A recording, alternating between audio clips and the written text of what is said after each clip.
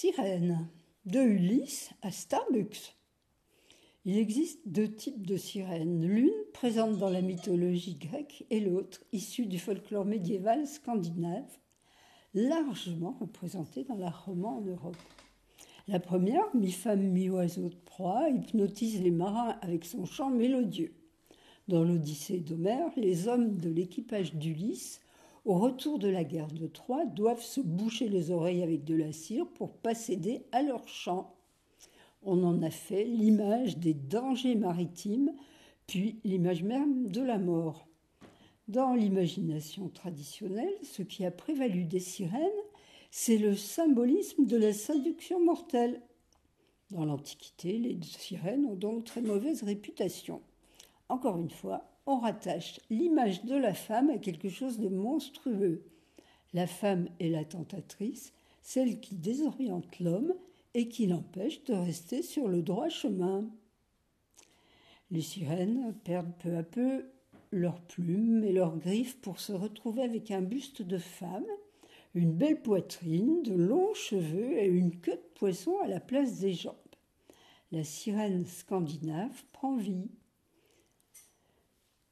En Scandinavie, on parlait des sirènes avant 1220. Elles étaient décrites comme hideuses. Ensuite, elles prennent les traits de jeunes vierges, dans l'idée de l'époque, belle, attirante, séduisante. Au Moyen-Âge, la sirène est fortement liée à la sensualité. On lui donne aussi de nouvelles origines. D'après le livre d'Enoch, les anges déchus en rébellion contre Dieu allèrent sur terre pour enfanter des humaines. De là naîtraient alors les sirènes, de véritables créatures démoniaques et tentatrices. Elles seront alors énormément liées à la luxure. On en retrouve beaucoup de représentations dans les églises romanes.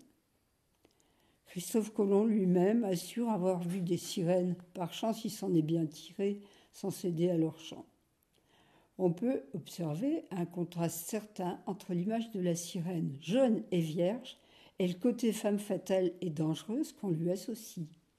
En même temps, depuis l'Antiquité, les sirènes vivent seules, entre femmes, n'appartiennent à aucun homme. En réalité, elles sont libres et forcément, ça fait peur. Elles contrôlent les mers et les tempêtes, et cela fait directement écho à la violence des sentiments, à l'émotivité. Elles peuvent être calmes et dociles, mais aussi tout détruire sur leur passage. Après avoir longtemps fait peur, la sirène commence à fasciner de plus en plus. Elle devient même attirante au XIXe siècle. Les artistes la représentent de manière sensuelle, érotique, et des écrivains, quant à eux, en font une héroïne de roman.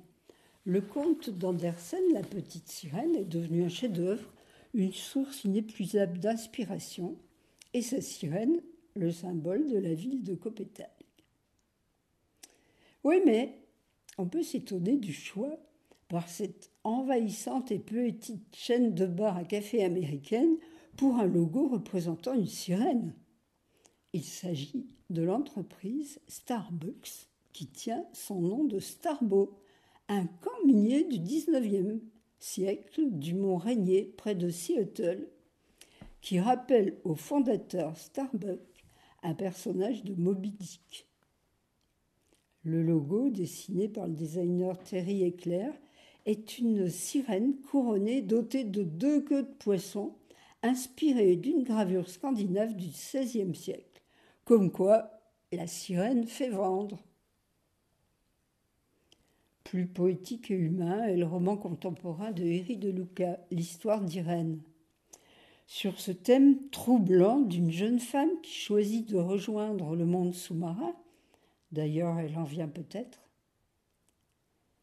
Irène a des yeux ronds de poisson, d'oiseaux, de mammifères, pas une trace de pli, même dans le sourire.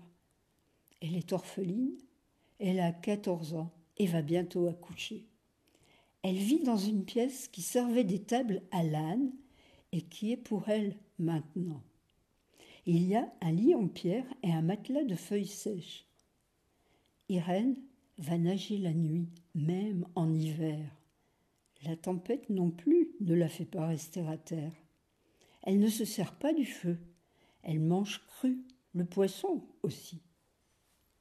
Les flancs de l'île abritent des ruches sauvages.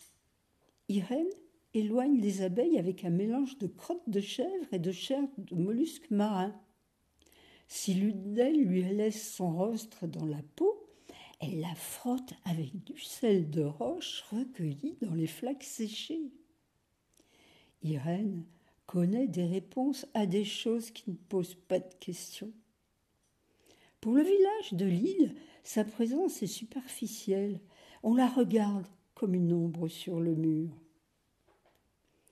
Cependant, le narrateur exprime en mi-teinte, avec délicatesse, son trouble et son attirance pour cette étrange étrangère qui n'a pas semblé bénéficier d'un accueil solidaire et généreux sur les rives du golfe de Naples. Sorcières, envoûteuses, les sirènes nous aident-elles à grandir, à dépasser le monde imaginaire, puis à inscrire nos existences au plus près des éléments, animaux, végétaux, minéraux, aux antipodes d'un monde toujours plus spolié, exploité, saccagé par l'avidité et l'égocentrisme des hommes?